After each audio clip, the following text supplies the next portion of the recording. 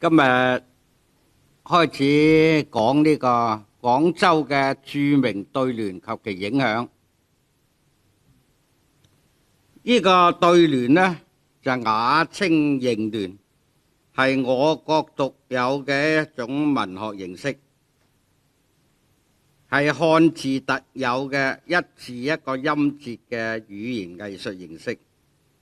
佢從古代嘅詩文詞賦嘅對偶句發展而嚟，植根於漢文化同埋俗文學嘅沃土之中，與民族、民間文學、書法藝術及建築藝術等民間傳統文化相融合，既有文學性，又有實用性，仲有娛樂性，雅俗共賞，老少咸宜。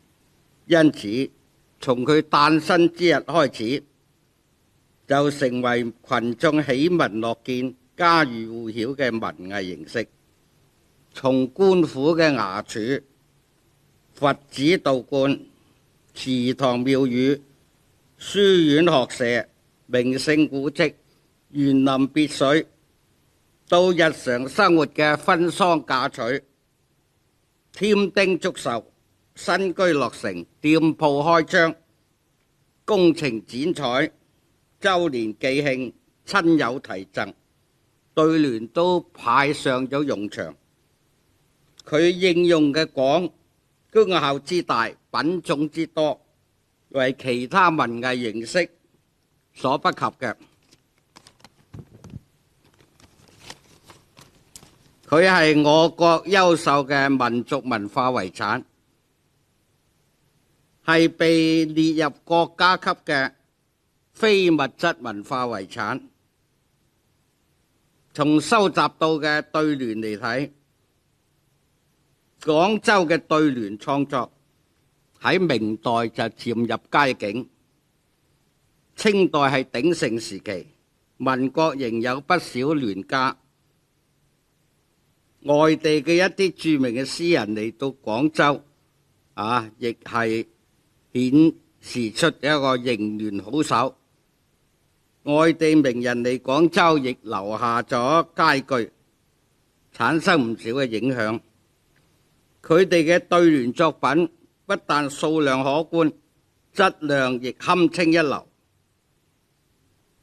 唔少而家仍留喺嗰個名勝古蹟裏頭，大多係構思奇特、語意深刻、對象工巧、遣詞精警，令人拍案叫絕，至今仲喺民間傳頌嘅。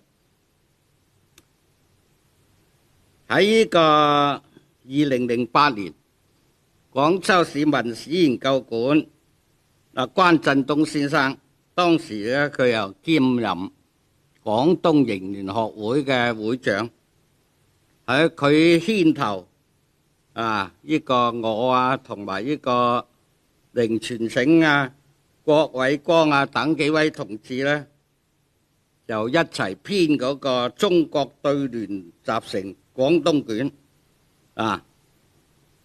唔係編呢本書嘅過程，各地嘅詩人對聯好手提供咗唔少嘅資料。文史館嘅陳麗萍、劉小利、楊錦全等幾位同志都出咗不少力。呢本書咧喺個2009年1月正式出版，由呢個花城出版社出版。其中唔少廣州嘅著名嘅對聯。今日呢，我哋就選比較知名嘅廣州嘅著名對聯嚟到大家講一講。喺呢個講起呢個對聯呢，其實呢好多有錢佬喺自己嘅辦公室都會掛起嘅。比如講李嘉誠就佢嘅辦公室曾經掛住左宗棠，即係清代著名嘅官員左宗棠一副對聯。上聯係發上等願，結中等緣，享下等福。下聯係擇高處立，尋平處住，往寬處行。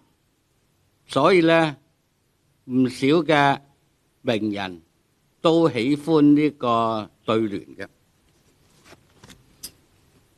咁我哋而家講呢，就首先由廣州嘅傳統中軸線最高嗰度即係鎮海樓啦，越秀山鎮海樓嘅名聯開始講起。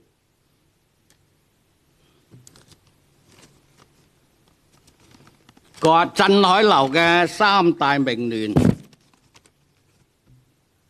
我哋呢度喺呢個屏幕上高亦有點咗第一對嘅就係明末清初陳公允寫嘅五嶺北來風在地，九州南盡水浮天。呢個陳公允係順德人佢寫呢副對聯其實係喺詩裏頭嘅呢副對聯係喺佢寫嘅律詩，叫做九日登鎮海樓。九日即係重陽節啦佢呢首詩咧係咁樣嘅：青磚雖醉曲難纏，飛閣臨秋憶浩然。五嶺北來風在地，九州南盡水浮天。張開谷蕊黃如酒，欲對重風響似泉。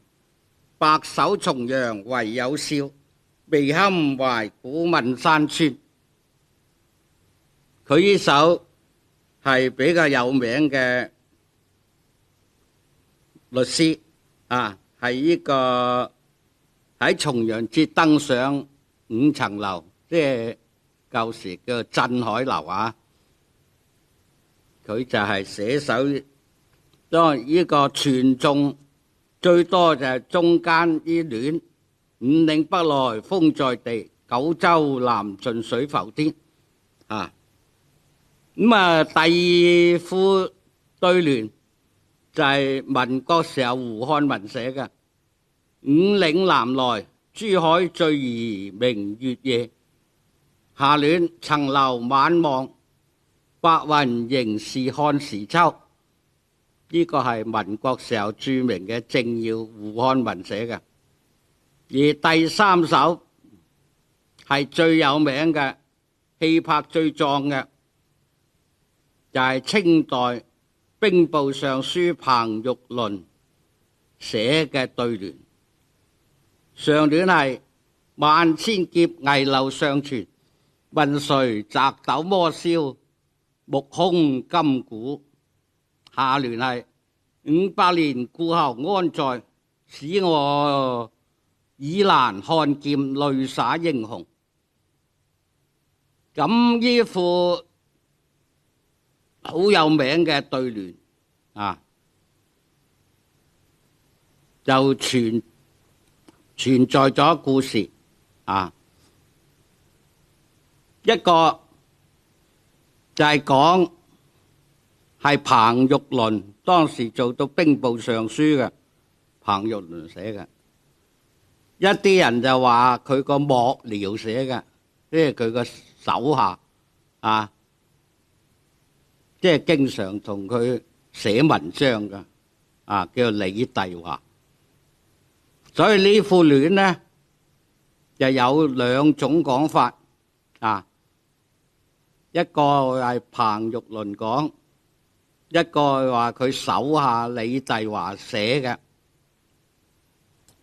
當時即係我哋後生嗰陣廣州兩個著名嘅對聯好手，一個叫徐續，一個就叫做梁冉賢。佢兩個係一人一個觀點。梁冉賢就認為，根據彭玉麟喺外地寫嘅對聯，可以證明依副鎮海樓名聯係彭玉麟寫嘅。而徐續又係好有名嘅一個詩人，一個對聯好手，就認為呢個係李帝華寫嘅。佢叫個手下寫，就即係代替咗用個手下嘅作品作為自己嘅作品。咁呢個梁冉賢同徐續係兩個唔同呢個講法，但係一樣，兩家都相安無事。徐續同梁冉賢都係老友，同我哋嗰陣時就好後生睇住佢兩個一直係好朋友嚟嘅。但係除咗呢種講法，呢副對聯仲有個故事係冇乜人知嘅。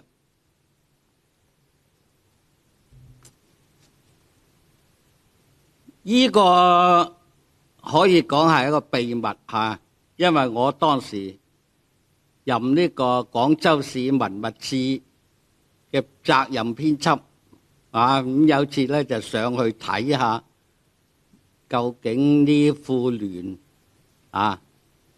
呢副聯係邊個寫嘅咧？當時最初咧係葉公綽著名嘅詩人書法家，亦係對聯好手，葉公綽寫寫咗鎮海樓同埋呢副對聯。但係咧後尾咧葉公綽就由於做咗右派咁咧就將佢嗰啲詞咧通通就唔要啦，就請咗當時一個著名嘅書法家叫做吳子復重新寫過。咁究竟呢副聯係點咧？當時我就上呢個5層樓，即係鎮海樓睇下，結果咧就發現掛喺外邊嘅係吳子復寫，當然就冇署名嘅，大家知道係吳子復寫。但係掛喺裏邊嘅一副咧，竟然咧有兩個字係唔同嘅。當時我就好奇怪，細心睇一睇係胡紹春寫嘅，裏頭掛嗰副係胡紹春寫。胡紹春係咩人呢？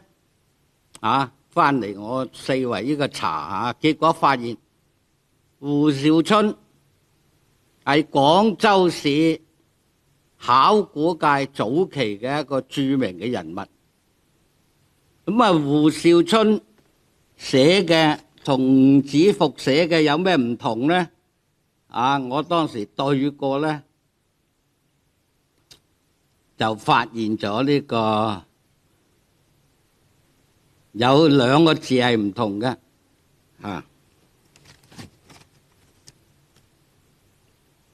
一個呢就寫嘅係使我倚欄看劍，淚灑英雄，下聯。上聯就係萬千劫危樓上傳，問誰摘斗魔燒目空金鼓。呢度咧就講到呢個5層樓嘅來歷啦。5層樓咧係呢個明代一個官員即係統治廣州嗰陣時，佢確呢個決定寫嘅，就起呢個5層樓。所以咧佢話萬千劫危樓上傳，呢個危樓即係好壯觀嘅樓。咁咧佢就上聯就係講呢個經過好多劫啊，呢個劉仲喺度啊，究竟邊個英雄可以摘斗魔燒木空金鼓咧？上聯係咁，下聯呢500年故後安在，使我憑欄看劍淚灑英雄。但係咧呢度就有兩個字唔同啦，一個就寫指我以欄看劍，一個呢係使我憑欄看劍。咁究竟胡紹春寫嘅對，還是吳子復寫嘅對呢？吳子復就可能係照住阿葉公綽嗰個版本嚟寫嘅。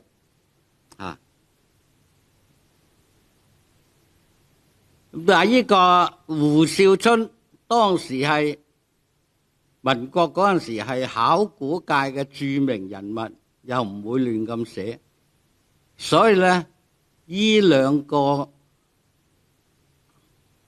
寫出嚟嘅字邊個先準呢？到而家都冇人再提及嘅。反正呢呢個當然呢兩個字唔同，對佢賦聯唔會幾大影響，所以呢就亦冇人注意啊。到今日我哋講起呢個聯呢，就不妨講出嚟，大家知道下。而呢個胡紹春，佢嘅同佢有關係嘅人物都係好值得講下㗎。胡紹春個老豆就係曾經寫落100首楊成竹之詞嗰個胡子駿。胡子駿佢雖然係廣東人，但係佢去咗遼寧錦州嗰度做生意，喺嗰度富甲一方啊，所以咧佢寫100首楊成竹之詞都留低落嚟啊，收入咗呢個中國嘅竹之詞啊全集嗰度啊。而呢個胡紹春個老豆啊胡子駿，佢同呢個而家我哋講呢個疫情啊，就講到初發明口罩嗰位馬連德啊，嗰位醫生就係同阿胡子駿係好朋友嚟嘅啊。所以咧講起嚟咧，呢個胡紹春個老豆亦係著名嘅人物。再嚟講到呢個白雲山嘅名聯，白雲山嘅名聯呢，有一副聯，無千無萬嘅人經過都睇過啦嚇，喺呢個天南第一峰嗰度。嗰副雲岩聯，雲開世外3000界，岩以天南第一峰啊！但係呢副聯係邊個作嘅呢？仲係冇記載嘅。咁至呢個雙溪子有個五保全聯啊，尋梅共訪雙溪子。絕命銅氈五保全，呢個呢係民國一個著名嘅畫家何合寫嘅。咁呢再嚟呢，仲有白雲山有一副聯啊，當時叫做守雲亭啊，喺守雲亭上高嘅對聯。呢副聯呢，雖然係守雲亭已經唔知去咗邊啦嚇，但係呢副聯仲記載喺民間嘅書籍裏頭。而佢嘅作者係晚清嘅何淡如。依副聯係咁嘅，上聯係珠海正橫流，不盡滾滾英雄，誰作藍天石柱。下聯係白雲多盛蓋，如此亭亭聳峭，全收白月江山。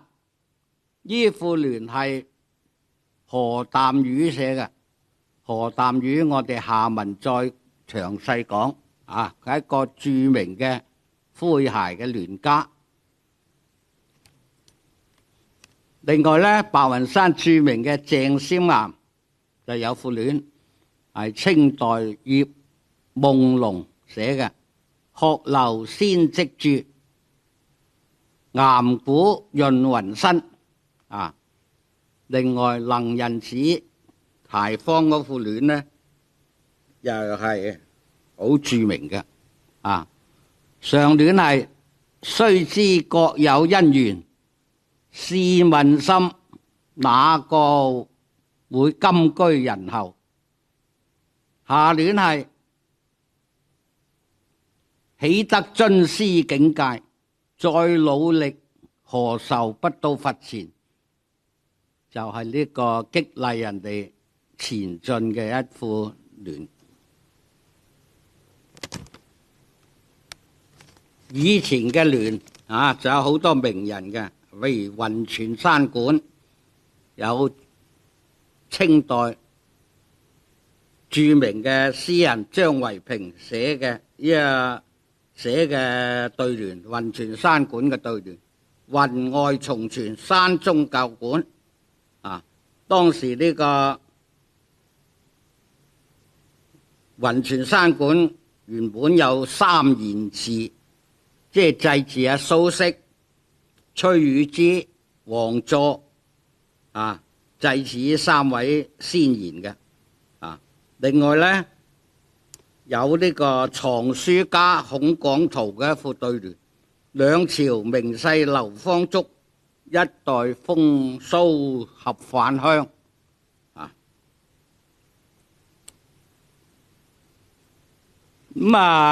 下邊呢講講當代名家嘅作品。當代名家有呢個當代名家呢，有好多人既係對聯家，亦係詩人。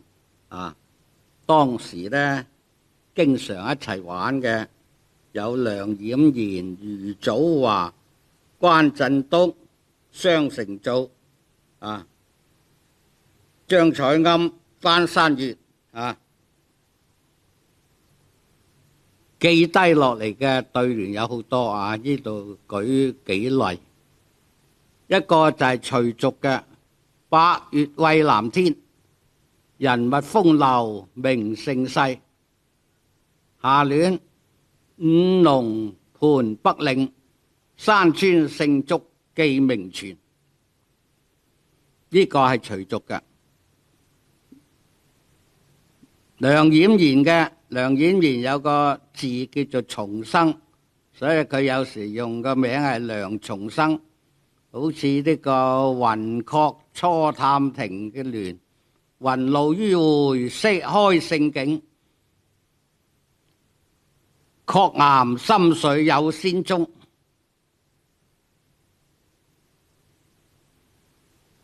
另外呢，有關震東嘅眾目藍天，看廣廈高台，雲蒸霞蔚。下聯詞請懷百越，想明園勝則古往今來。呢個關東嘅。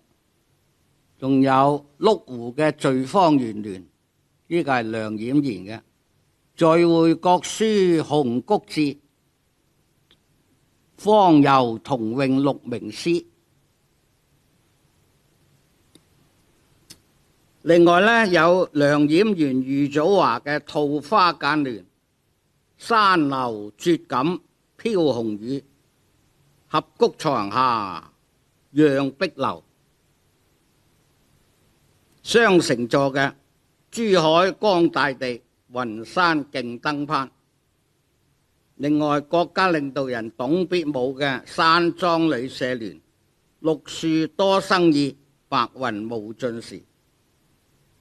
關山月題呢個碑林嘅亦有景狀入詩兼入畫，含藏猶慶不由身。張采庵嘅雲岩聯，千載細流蒲澗水，一同閒訪鄭思岩。佢哋好多聯家都各有各嘅佳句啊。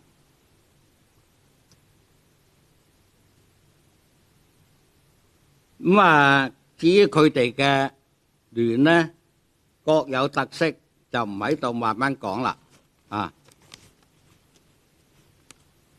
下面呢，再講講呢個廣州市嘅飲食名店嘅名聯。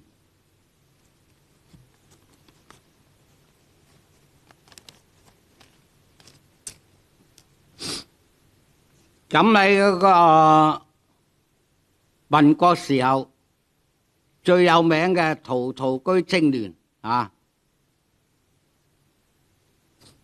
結果呢得一等獎嘅呢個一等獎又係有古仔嘅一等獎嘅佢因為評選嗰陣時呢，就幾個老學究一齊評嘅當時呢震動全廣州震動呢個廣東啦結果呢一等獎係三水嘅吳以儉佢嘅聯呢係上聯陶潛善飲，易牙善烹，恰雙善作座中賓主即係讚到老細同埋嗰啲顧客。下聯呢係陶漢識分，大禹識寸，最可惜是杯裏光陰。呢副聯呢又有典故又有意思佢上高講呢個陶潛，講嘅易牙，易牙呢係著名嘅廚師下聯陶漢著名嘅官，陶潛亦係著名嘅人物下聯大禹都係識呢個識光陰嘅但係咧呢個吳以儉呢個三水人吳以儉到後尾解放後80年代佢三水人陳奮查出嚟因為咧依副聯咧有兩種版本結果咧三水陳奮咧就查出揾到吳以儉嘅後人，證實呢副聯佢原本就係咁樣嘅但係咧有個笑話當時吳以儉得到獎，本來咧就可以唔知幾多圍台咁嘅，但係呢個吳以儉咧，佢話我唔要幾多圍台，我嚟呢度飲茶扣錢得唔得結果個老細又好就係幫你扣錢啦。雖然嗰啲獎嗰日扣到煩啦日日嚟扣幾蚊雞結果咧都係俾佢咁對於嗰個二等獎咧，本來咧就重典雅嘅，但係咧典雅嗰頭冇乜人識而家我哋當然知啦，係嘛？即係大家傳開就啊。上聯叫做佢呢個陶陶居，因為咧就要套佢嗰個鶴頂格陶陶所以咧兩個都係陶。咁二等獎嗰副就係咁嘅，陶秀實茶烹雪液，愛金幡永滿心清，美酒燒寒不羨黨家豪宴。下聯呢就陶通明重聽風聲，到此地平生已熟，層樓朝飲何殊句曲先居。有個典故嘅，又係有典故。上聯有上聯嘅典故，下聯有下聯嘅典故。上聯講嗰個陶秀實古人嚟㗎陶秀實曾經咧以呢個雪水嚟到烹茶問嗰個黨家嘅姬妾即係俾陶秀實咧就收為收咗嚟做呢個姬妾嘅。咁問佢，你喺黨家嗰陣時有冇咁嘅雅興啊？但係咧呢個姬妾咧就相當討厭嗰個陶秀實係嘛，咁話冇你咁雅興啦。咁其實咧就係嘥佢上聯就係講呢度，下聯呢就講陶通明同啲朋友去呢個飲茶相當於喺呢個佢個仙居咁呢個二等獎就係咁。但係咧呢個二等獎喺呢個80年代著名嘅書法家秦岳生就曾經將呢副聯重新書寫，就丟喺呢個馬路邊嘅當時呢個陶陶居嘅主家就識貨所以咧就丟咗喺馬路邊。到而家咧都冇乜人再講啦。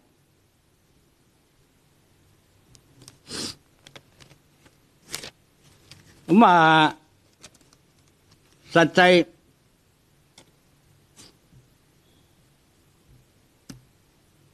廣州市嘅著名嘅茶樓嗰個飲食店嘅名聯咧都有好多嘅舉幾個例，比如呢個苗旗香有呢個為名忙為利忙，忙裏偷閒飲杯茶去。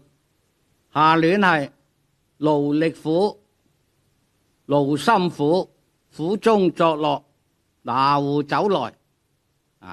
呢個係苗旗香嘅聯。蓮香樓嘅亦有蓮味清香，振日平茶天不暑。下聯香風調遞，誰家炊餅月方圓。而呢個惠宇樓亦有為己為人，素持公道。下聯如親如故，長暖客情。呢個咧係有個古仔嘅。惠宇咧嗰陣咧就準備大裝修，咁發現個倉庫裏頭有一副聯得一副冇咗呢個下聯冇咗呢個冇咗嗰個下聯得翻一個一邊得翻一邊嘅聯語喺度，為己為人，素持公道。咁佢下聯係乜咧？冇當時咧就呢個主持店務嘅就識嘢就呢個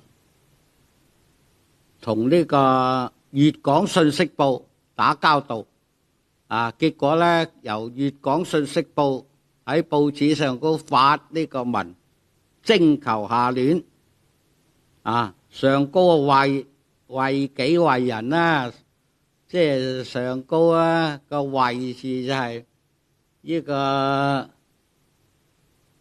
床頭格鶴頂格又叫做咁咧，就為咁正聯下聯咧就魚咯噃，因為咧謂魚就雙喺上下聯嗰度噶嘛，結果咧咁好多人嚟應徵啦呢個得咗獎唔知幾多錢咁，結果咧講呢個徵咗一輪大概係幾個月，結果咧喺裝修前就經過評議結果下聯咧得咗係如親如故，長戀客情依副聯就咁嚟嘅。但係而家咧謂語都冚埋斗啦就唔知幾時再開翻啦。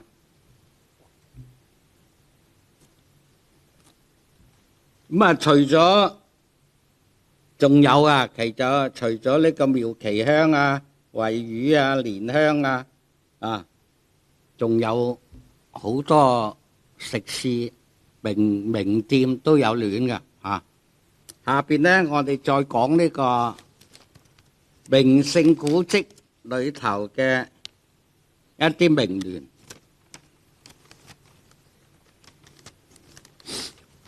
喺度插一句先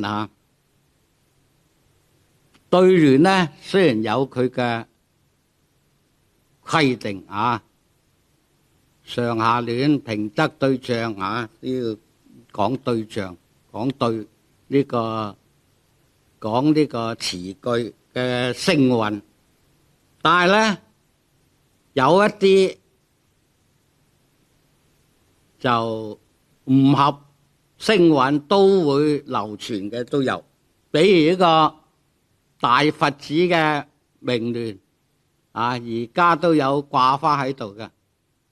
上聯係大道有岸，下聯佛法無邊。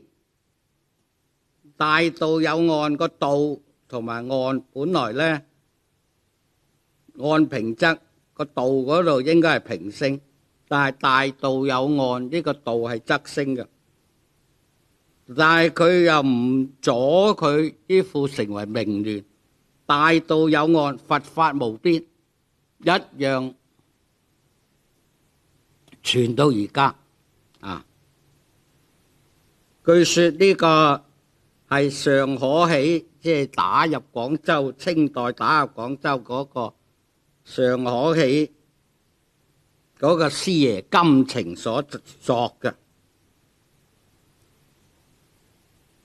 所以咧有時雖然咧大佛寺有名聯大佛寺嘅有清代名士鮑俊嘅一副名聯，百千日月百千須彌，撈不出蓮花狀女。下聯百萬人天百萬聖賢，眾同遊香水海中，都係著名嘅對聯，但係佢都唔夠唔啱平仄嘅大道有岸佛法無邊嘅影響。所以咧有時對聯啲嘢都好得意嘅妙手有得，有時佢又唔啱平仄都有。而呢個我哋睇啲名勝古蹟嘅名聯譬如呢個陸庸寺嘅一塔有碑劉博士，陸庸無樹寄東坡。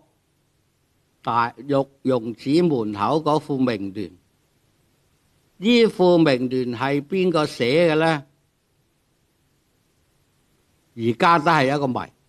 當然嗰陣時晚報曾經登過一篇文章話呢個係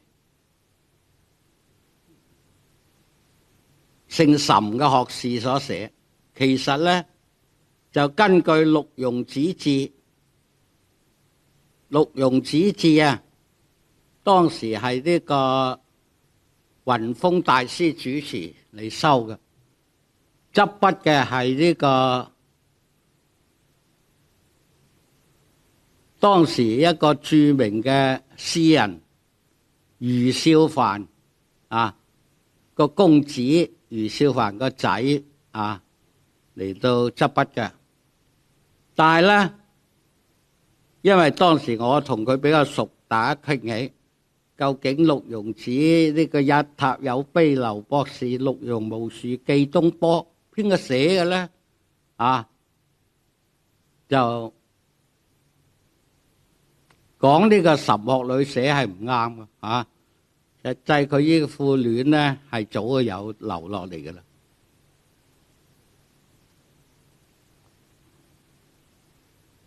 當時阿余少藩個公子嘅余慶綿，余慶綿陸庸子志裏頭寫係彭上志寫。點解彭上志係咩人呢？啊，當時咧我就問阿余慶綿，實際咧佢話：唉，當時搞錯咗，就以為係彭玉麟，即係寫《鎮海樓明聯》嗰個，就寫咗彭上書，彭上書寫嘅。最初講啊，結果咧嗰個彭上書啊印錯咗彭上志，咁樣變咗彭上志寫。其實咧就唔係彭上志，本來我係寫彭上書嘅啊。搞錯咗，印出嚟變咗彭上志寫。實際呢副戀係邊個寫，仲係一個謎。所以咧呢個呢副戀係好有名啊，記載咗陸庸子同兩個古代嘅著名文士好有關係啊。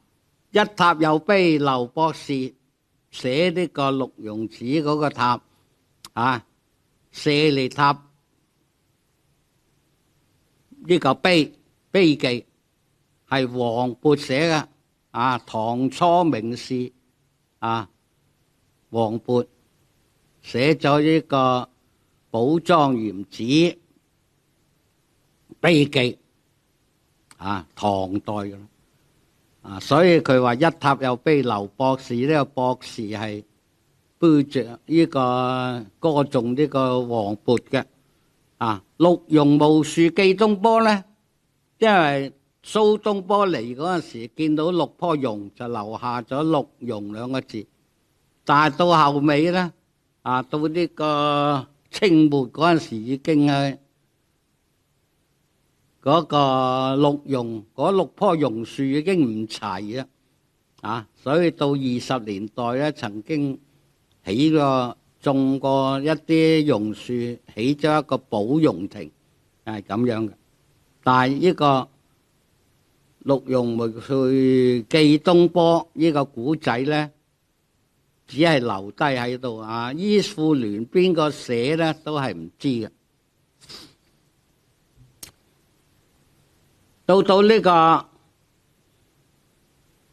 陸庸子講起嗰個，原來有個牌坊喺呢個六祖堂出嚟嘅，啊，到文革嗰陣時咧就抌爛晒，啊，咁喺呢個牌坊裏頭有啲聯咧係好有名嘅。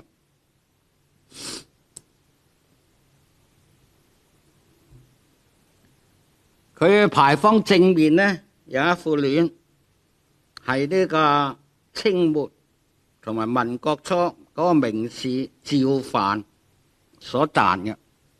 呢個趙藩呢，曾經寫過聯，全國聞名嘅啊，好多嘅著名嘅政要都讚過佢嗰副聯嗰副咩聯呢？就係呢個能攻濕，能攻心則反則自消。從古之兵非好戰，不審勢則寬嚴皆誤，後來自屬要深思。依副喺成都武侯時嘅對聯，曾經令趙凡名聞天下嘅，包括解放前、解放後，都認為佢依副聯相當有哲理。能攻心則反則自消，從古之兵非好戰，不審勢即寬嚴皆誤，後來自屬要深思。呢個係1902年寫嘅趙凡。而家趙凡呢嚟到廣州，陸容子亦寫過呢個對聯。比如佢喺呢個，當然呢個牌坊尾後文革呢就打爛晒吓，但係啲陸容子字嗰度記得好清楚。趙凡嗰副聯呢就係咁嘅：五宗演派，四眾歸依，直指西蜀真傳，祖庭說偈初無話。下聯係二石而歸，六庸保值，中興南華別境，中國輪功尚有人。呢個係趙凡當時記呢個20年代陸容子一次中興嘅事件。二石而歸指呢個兩嚿太湖石喺呢個西禪寺移翻嚟陸容子。六庸保值就係蘇東坡寫嘅六庸已經有幾棵冇咗啦，就重新保值榕樹嘅。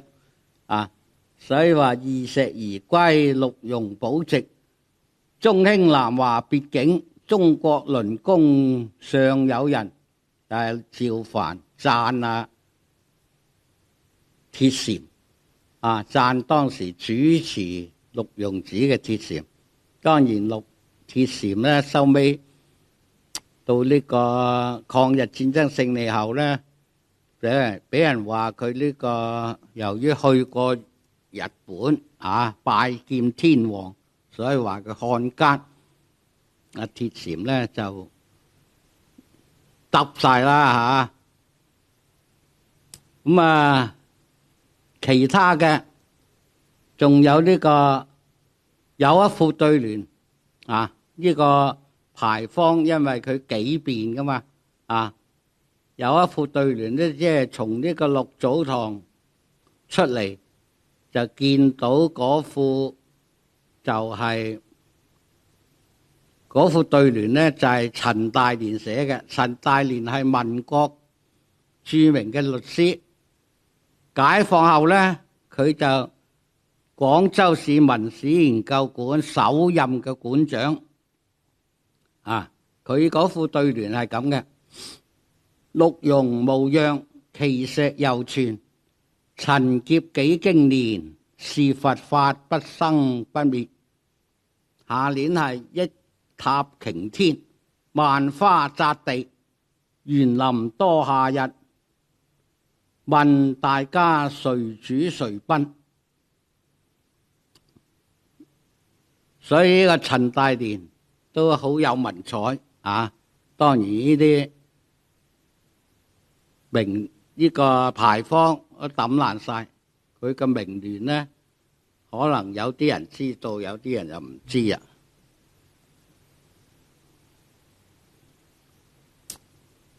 當然呢個牌坊裏頭有個，因為呢又係南社名人嚟嘅，叫做金寶泰佢有副聯，亦仲係喺牌坊嗰度嘅。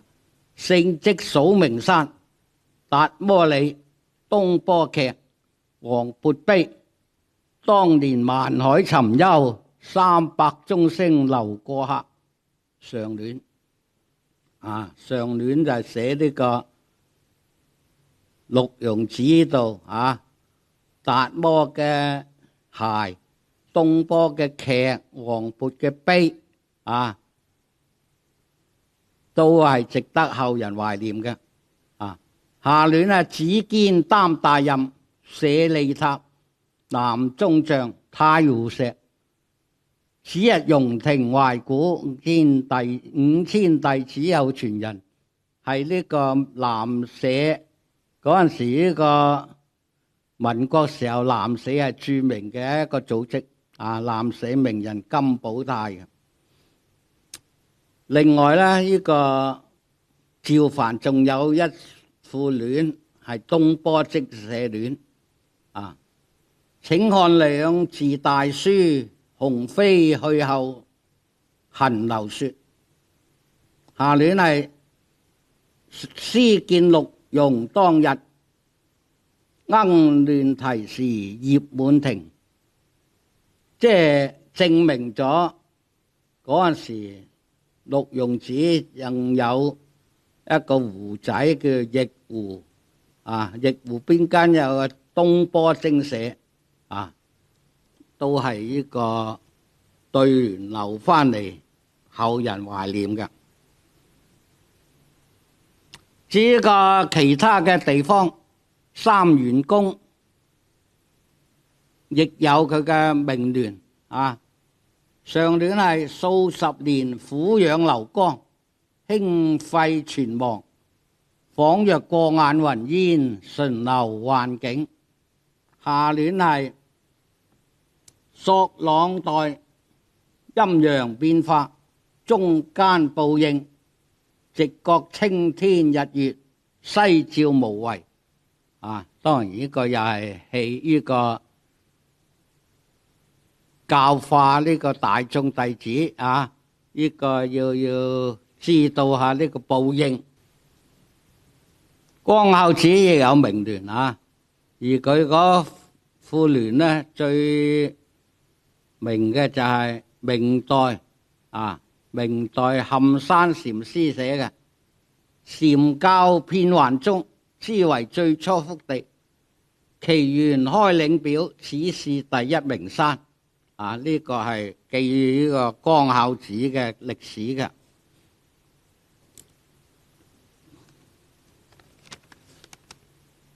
下邊呢，我哋就講一講廣州都城隍廟個門聯。因為咧呢個廟門嘅故事呢，就牽涉到當時報紙曾經2次登過呢副門聯究竟係咩回事呢？而家呢，就變咗正式門聯佢係咁樣寫嘅。上聯神本正清，法眼驗看，聲聲作態，車言香燭。而家睇佢嘅門聯就係咁樣。下聯係子非惡俗，禪心喜捨，默默含情，盡免恩仇。呢個聯呢講起嚟呢，佢最初重修之後佢大概係呢個2000幾年嗰陣時重修重修之後呢，嗰副門聯呢係神本正清，法眼驗看。上聯係咁，下聯係聲聲作態，車言香燭。城隍廟重開之後好耐一直冇人注意呢副聯老實講嗰啲熟悉對聯嗰啲咧就冇去細心睇啊。咁啊，依副聯咧就一直都喺度咩？到呢個大概係2011年嗰陣咧，廣州日報有個記者姓黃㗎啊。咁佢就發現點解啊？依副聯冇理由噶嘛，上高有一邊係松字嘅啊，聲聲作態，車言香燭。咁你上邊嗰度又冇松字啊，聲聲作態，佢上高係法眼驗看，點樣對啫？其實咧，外省嚟到睇城隍廟嗰啲人啊，同呢個廣州知名嘅作家曾經提過下，喂，屌你呢副聯都唔對嘅，但係咧當時冇人嚟嘅，結果咧呢個黃記者啊拍案而起，咁啊揾呢個揾嗰個，揾咗好多人都認為唔啱噶，你呢副聯係嘛？但係咧識嘅就冇人答佢喎，啊，唔識嘅就答唔到佢啊，係嘛？呢個黃記者一頭霧水，但係佢咧一定要打爛沙門問到篤啊！結果咧問來問去，結果咧就寫嗰個只好承認寫錯咗，因為下聯疊字，上聯嗰度冇理由唔疊字噶嘛咁後尾咧就由呢個記者，結果就喺邊度揾到翻嚟下聯咧？其實就係當時啲廣州市啲聯家，都費事拗啦，啲嘢何必要搞出咁啲嘢啫，係嘛？大家一團和氣，盡免恩仇，冇過結果咧就俾咗一副下聯。黃記者咧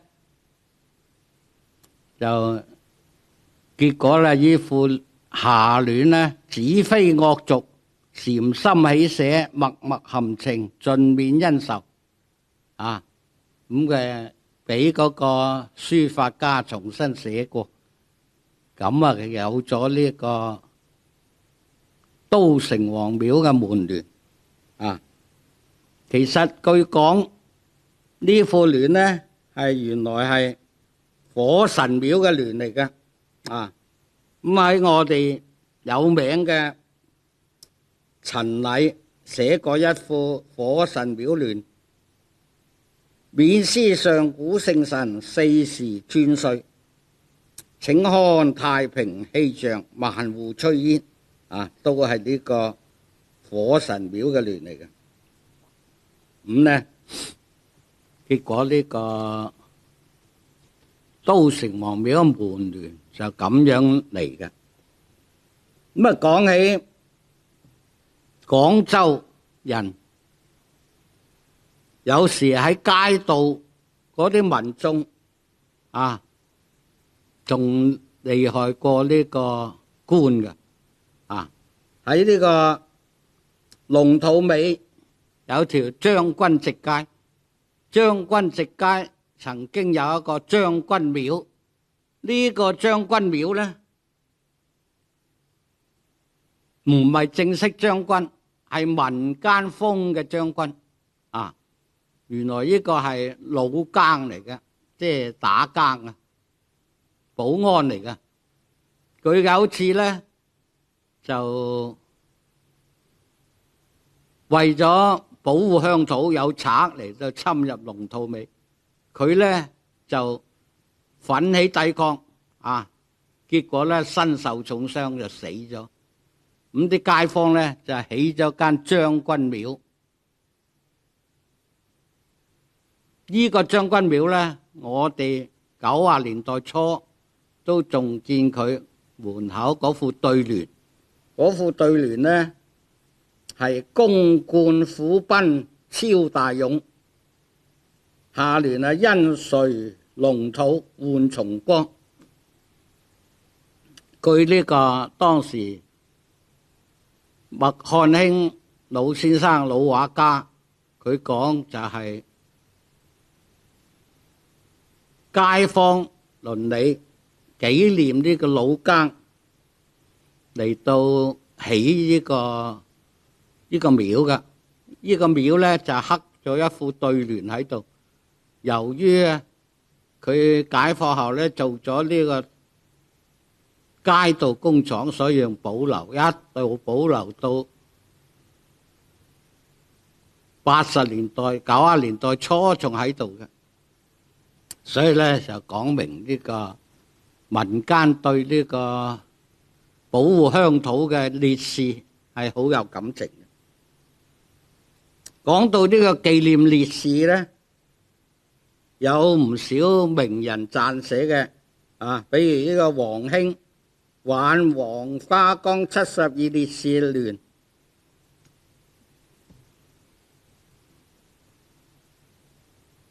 ，72健兒寒戰披春雲暫碧血，下聯係400韶國子愁看秋雨濕黃花。呢個呢係黃興挽72烈士嘅聯，而家仲可以喺呢個紀念館裏頭啊睇到黃興呢副聯㗎。而呢個據說係孫中山挽呢個紅花崗烈士溫生財陳敬岳嘅聯啊，亦係膾炙人口。上聯係生經白印頭方貴，下聯係死狀黃花骨亦香啊。咁啊，至於呢個挽沙基烈士嘅聯呢，有呢個周恩來都有啊，有聯嚟到挽及。喋血沙基為帝國主義死敵，上聯，下聯係轉戰朝港作國民革命先鋒。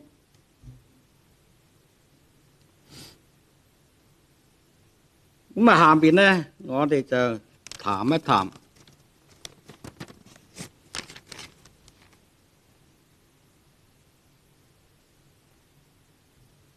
著名嘅諧趣聯家何淡如嘅作品。呢個何淡如呢，佢係南海人，生於清嘉慶25年，即係1820年，大概係死於民國成立嘅前夕。佢喺呢個同治元年，大概1862年考中舉人，曾經任高要院學教諭，後嚟呢喺呢個廣州西關教書為生。佢喜歡呢個寫諧趣聯、諧趣詩。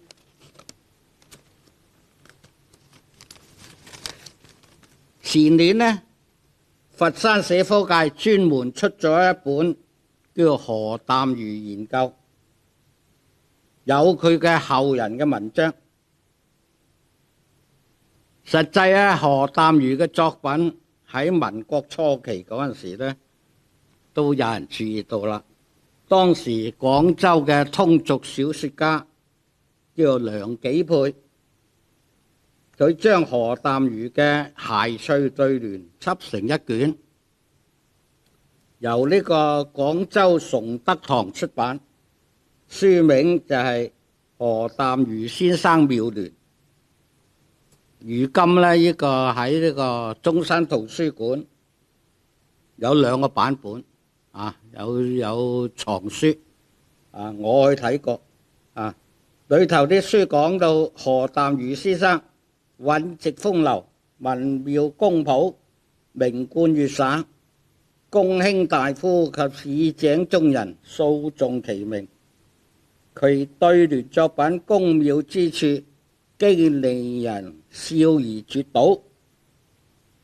所以何淡如係著名嘅諧趣聯家，係冇得反駁嘅。比如佢呢個寫地名嘅啊，即係將地名整入對聯裏頭啊。上聯玉指賣麻，擔竿挑出新橋市，全部都係呢個街名嚟嘅啊。下聯係黃婆炸粉，板箱直入後樓房。黃婆又係街名，炸粉街名，板箱街名，後樓房係街名啊。即係呢個係其中嘅一副啊。仲有嘅，佢係呢個燒花炮嘅嗰個聯。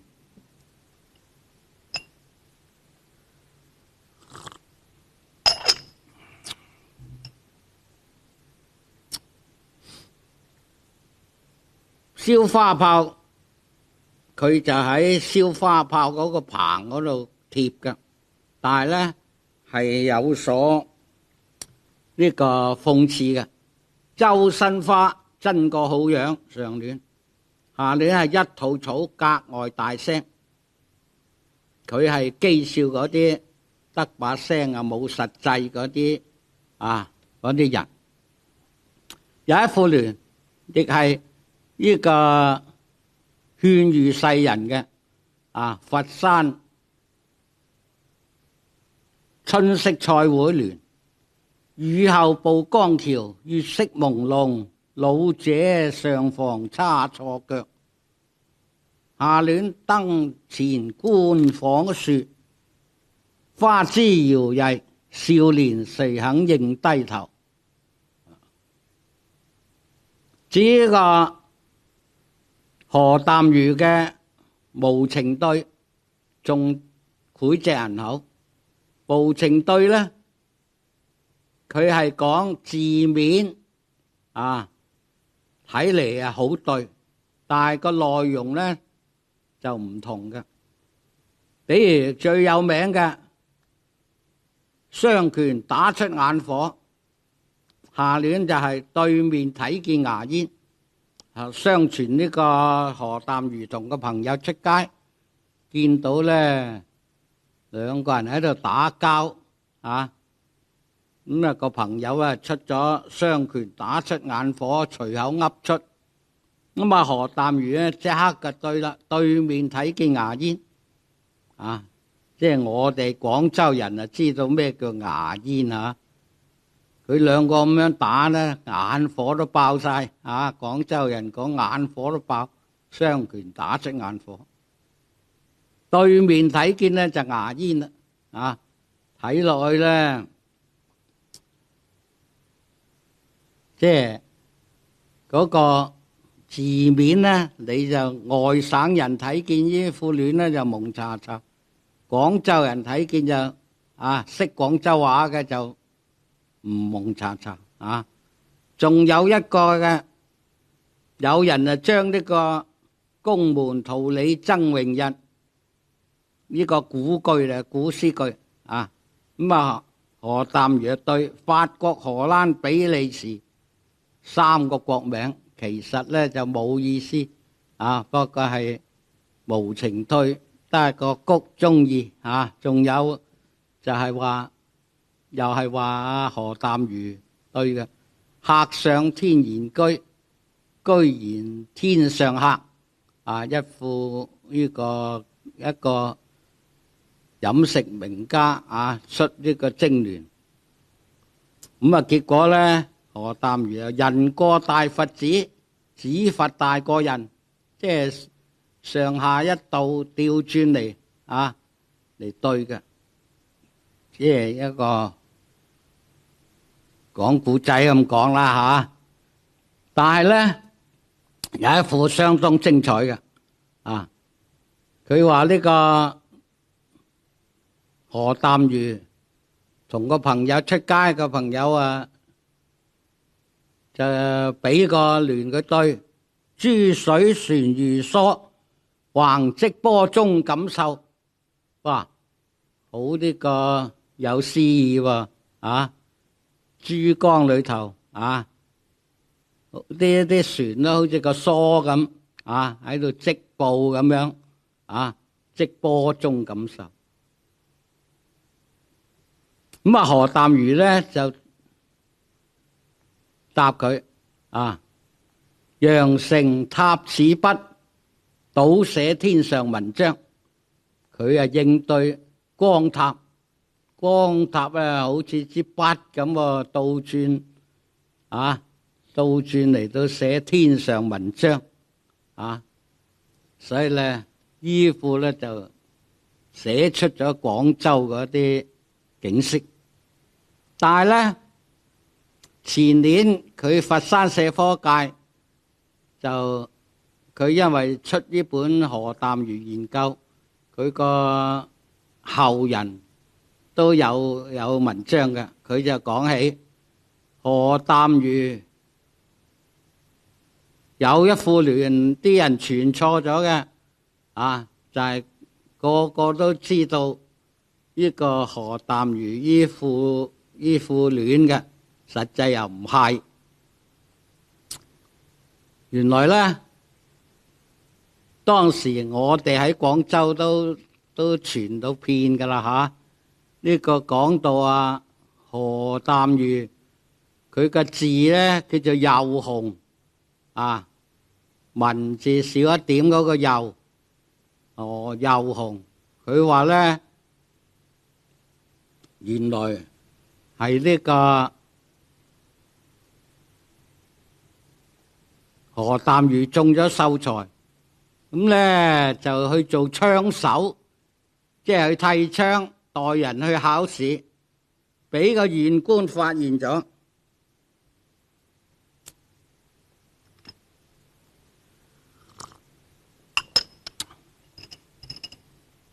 咁個縣官發現咗，捉咗佢，審問佢嗰陣咧，出咗副對聯。佢話如果你對得通咧，就放你走。結果咧個縣官出嘅就槍手作文急急起，替槍嘅槍，廣州人叫代考嗰啲都叫替槍啊嘛。槍手作文急急起，何淡如咧就當堂答咗枕頭告狀慢慢聽。槍手作文即係替槍做文章啦就起得好快脆嘅，即係像個縣官就笑佢槍手作文急急起。咁佢交代枕頭告狀慢慢聽嘅老婆交代嘅，枕頭告狀就係枕邊人叫佢嘅枕頭告狀慢慢聽，個縣官咔咔大笑。原來老婆咩嘅，搖你一次放走佢。咁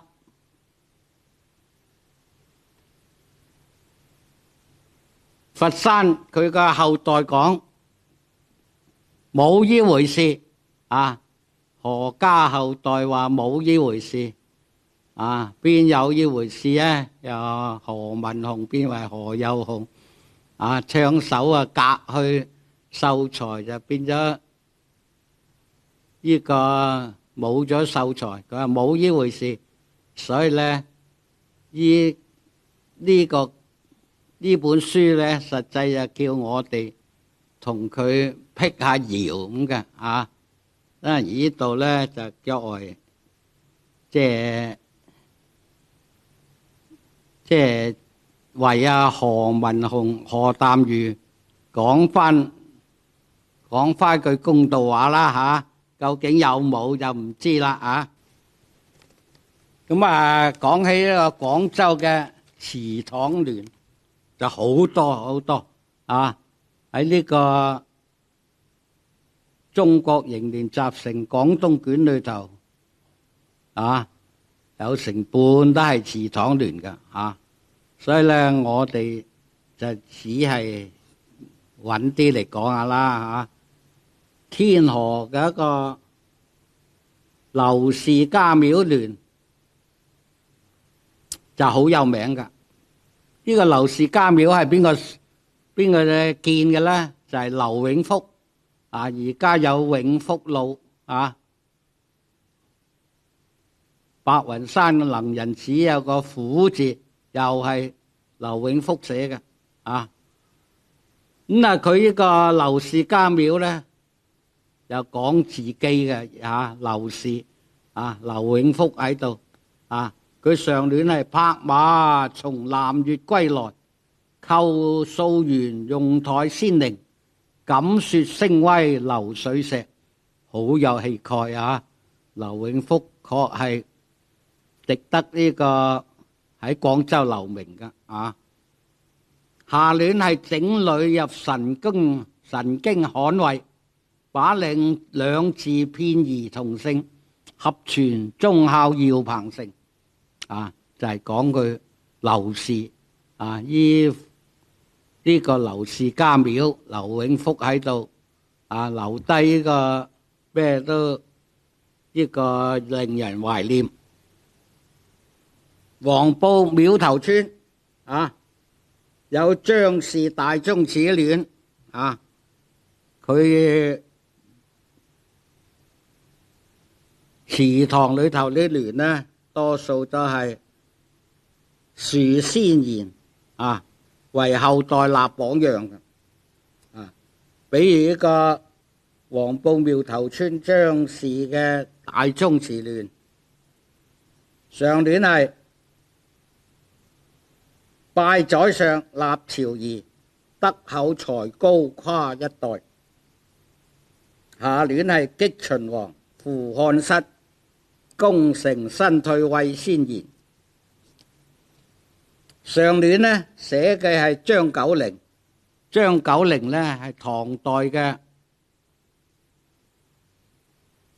做到宰相啊。所以呢佢話拜宰相立朝儀，德厚才高跨一代啊。唐代著名嘅丞相張九齡啊。而下聯寫張良呢，擊秦王扶漢室，功成身退為先賢。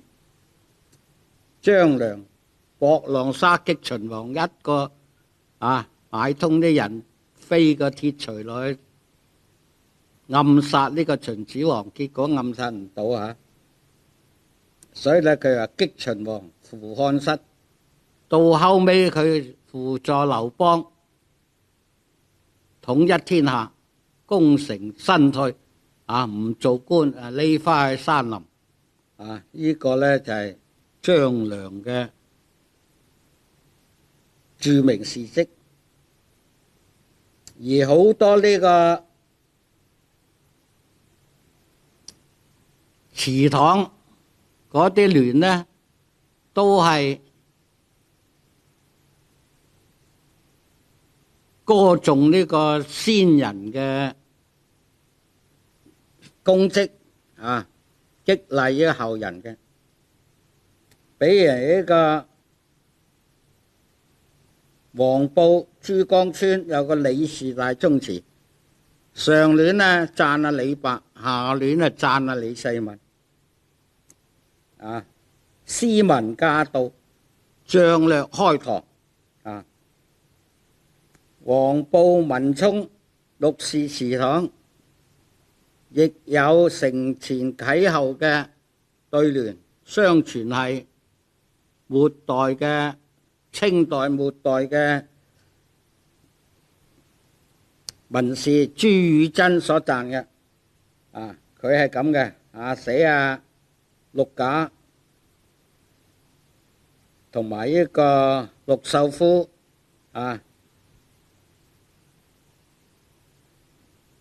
上聯係節辭越嶺，寫陸賈；氣壯崖門，指陸秀夫；先節韶淵源，上冀書香承祖母。即係話我哋後代紀念先人嘅功績。下聯呢係迎接師陽，遠連陽石，餘山中靈秀，留之妙貌為孫曾。基本上呢個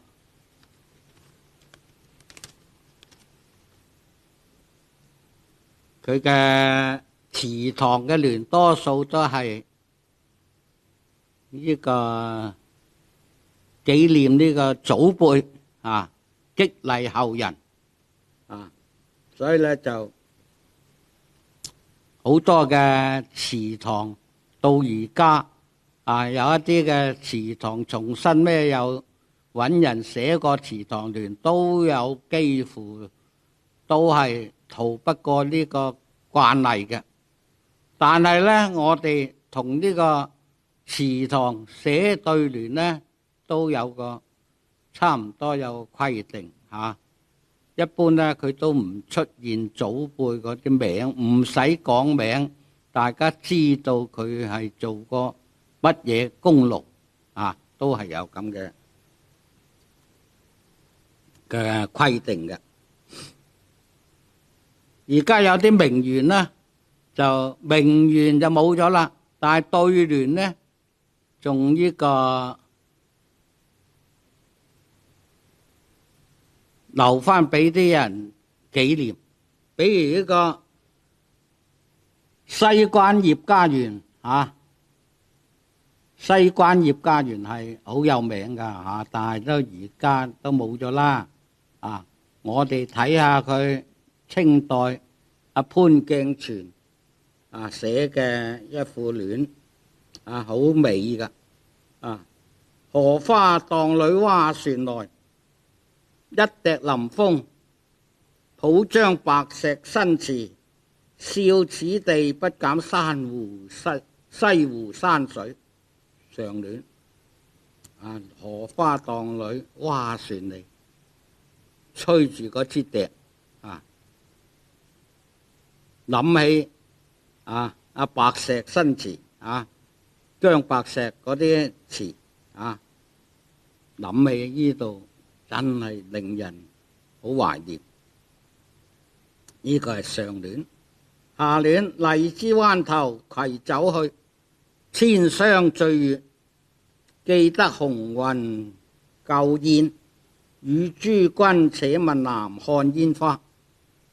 呢個潘鏡泉係當時嘅名士，千觴醉月，記得紅雲舊燕，與諸君請問南漢煙花。幾好情韻呢？千觴醉月，令人懷念。而呢個荔灣陳園，亦有張維平一副嘅對聯。張維平係著名嘅詩人，佢個寫陳園嘅對聯呢，雖然而家陳園已經冇人知道係點啦，但係張維平嘅留低一副聯，就等好多人仲記得嗰個陳園。佢上聯係百門遠在深山，好花解笑，好鳥能歌，盡是天生活潑。下聯開卷如遊往古，幾輩英雄幾番事業，都成文字波瀾。呢個呢，就係呢個張維平嘅寫呢個荔灣陳園嘅對聯。而呢個其實呢個對聯係好多下，講唔盡多。比如呢個而家高第街講到呢個許地許大夫家廟聯都好有興，好有趣嘅。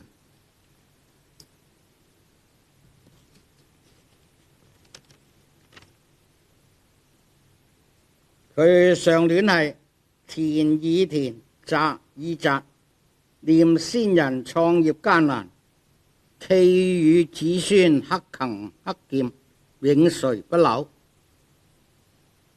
下聯係親其親，長其長，願與輩居家和睦，無王乃祖缺功缺德，勿墮家聲。所以許地而家成日講呢個點樣重修但係由於地方嗰度咧逼劫都係值得你喺度研究緊嘅。但係佢呢副對聯呢，就值得人記起可惜呢，即係行去嗰度都好少，都仲未見呢副家廟聯重新整出嚟。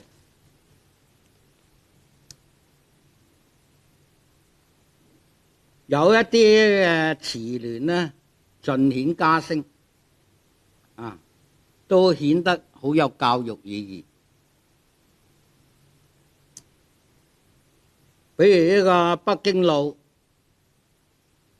路聖賢里附近以前有呢個黃培芳嘅宅門聯就可以正史嘅證明歷史。黃培芳係著名嘅文士，佢曾經喺自己門聯嗰度寫因為佢係王佐嘅後人。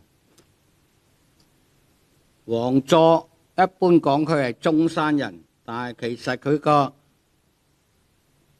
阿爺已經喺廣州落戶噶啦所以咧，黃培芳喺廣州嗰個故居亦有一副聯，佢話300年李弟17世書香即係王佐後人嚟嘅。而喺呢個番禺沙灣有間忠烈祠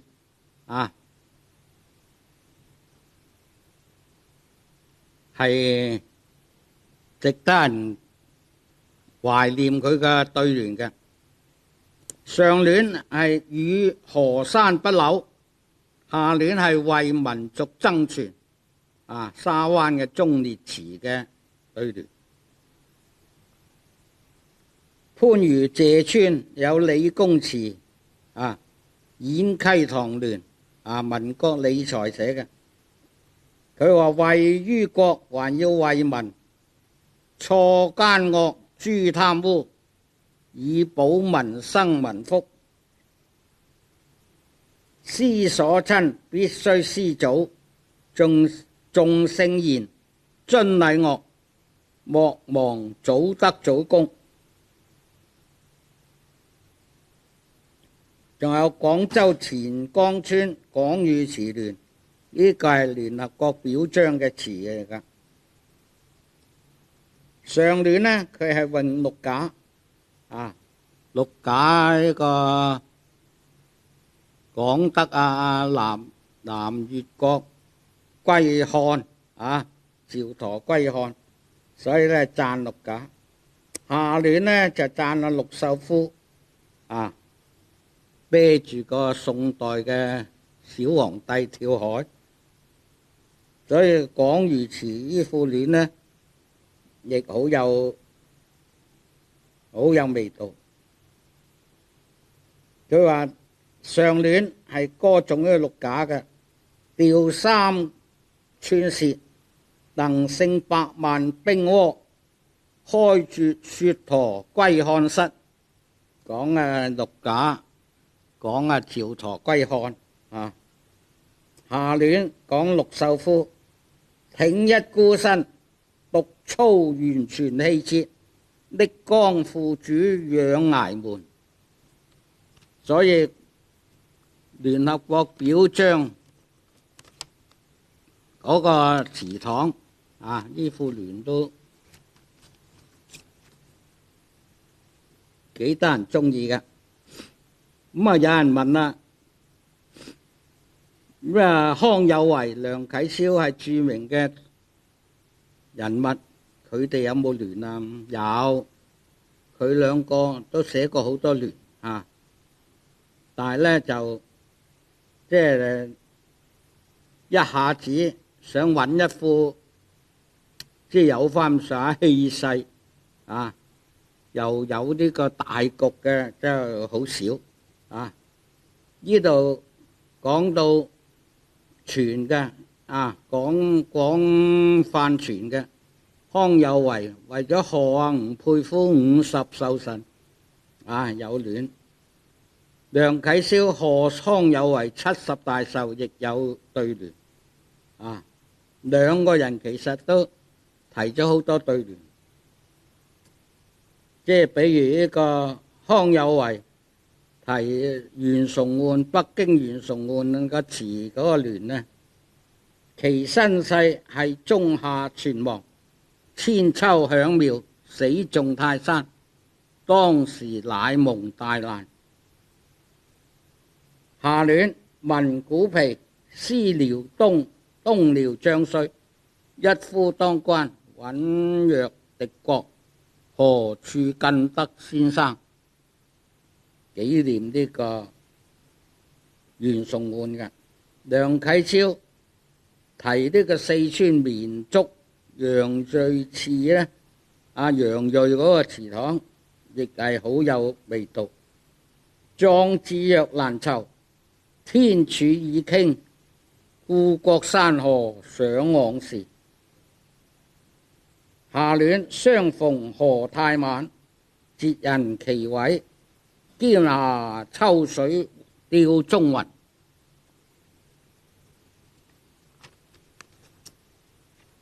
總嘅嚟講呢，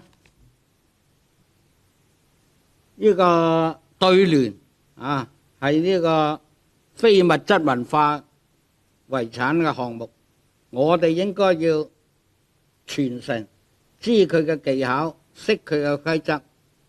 除咗欣賞佢嘅用字詞嘅技巧，仲應該發揮佢嘅教育意義。